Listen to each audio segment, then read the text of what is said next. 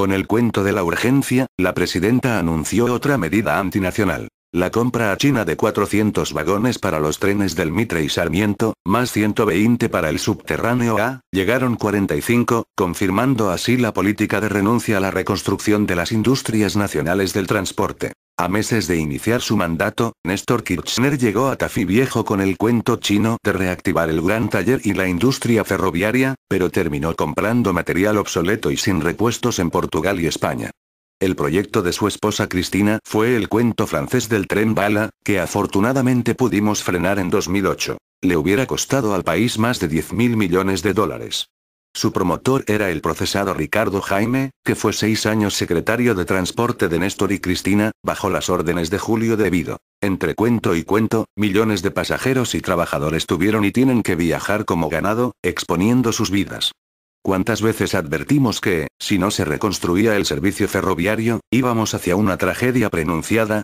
En 5 meses se produjeron 2. Los 12 muertos de la calle Artigas y los 51 de la estación 11. El desguace de los trenes que inició Menem continuó con el remate de terrenos e inmuebles ferroviarios con el cuento de que no servían.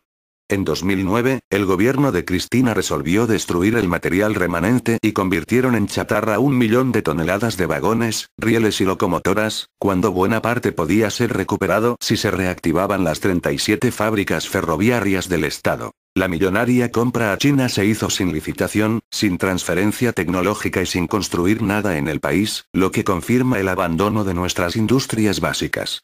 El gestor fue Franco Macri, padre de Mauricio, y revela la parodia oficialista. Mientras Cristina amaga peleas con el jefe de gobierno, se ponen de acuerdo para hacer negocios y privatizar los terrenos de la isla de Marchi y la ex ciudad deportiva de Boca. El cuento fue que no tenemos la capacidad de construirlos en el país, aunque entre 1960 y 1990 se hicieron kilómetros de vías y varios miles de vagones y locomotoras, que además se exportaban. Años atrás, el cuento fue la reactivación de la fábrica de aviones de Córdoba. Adquirieron en Brasil por compra directa, y con sobreprecio del 15%, 20 aviones Embraer, sin la exigencia de hacer alguna de sus partes en el país. Lo mismo pasó con la reactivación de la industria naval. En los 10 años de gobiernos Cano se construyó un solo barco, y el país gasta 5.000 millones de dólares al año para transportar insumos y cosechas. El cuento de la reindustrialización es que el 90% de lo que exportamos a China son productos primarios, y a la inversa, el 90% de lo que le importamos son bienes industriales o manufacturados. Ejemplos contrarios son los de Estados Unidos, que exige invertir en empresas americanas el 100% de las compras federales, y Brasil, donde el 50% de las adquisiciones del Estado deben ser de fabricación nacional. En lugar de aprovechar la millonaria inversión estatal para crear miles de puestos estables y formar técnicos en las universidades, la presidenta opta por comprar trabajo extranjero y priva así a 80.000 ferroviarios despedidos por Menem a reincorporarse al mercado laboral. ¿Cuántos puestos estables nos cuesta cada vagón chino para los trenes y subterráneos? Ahora el ministro Randazzo habla de nacionalizar los ferrocarriles, cuando son del Estado y paga todos los salarios y las reparaciones que los concesionarios hacen con grandes sobreprecios.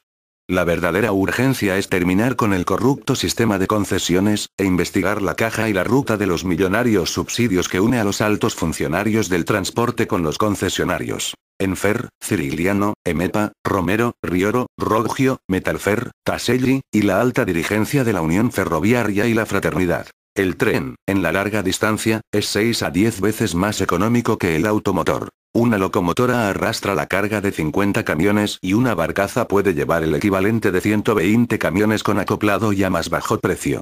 La reconstrucción de los trenes es una causa nacional porque permitiría crear, en 6 años, 30.000 puestos de trabajo en la rehabilitación de las vías y servicios, y otros 15.000 para construir 500 locomotoras, 6.000 vagones de todo tipo y 2.000 para los subterráneos y tranvías. Si la Argentina se resigna al rol que nos asignan los centros imperiales y no reconstruye sus industrias básicas, el futuro de nuestros hijos será el de emigrar y formarse afuera.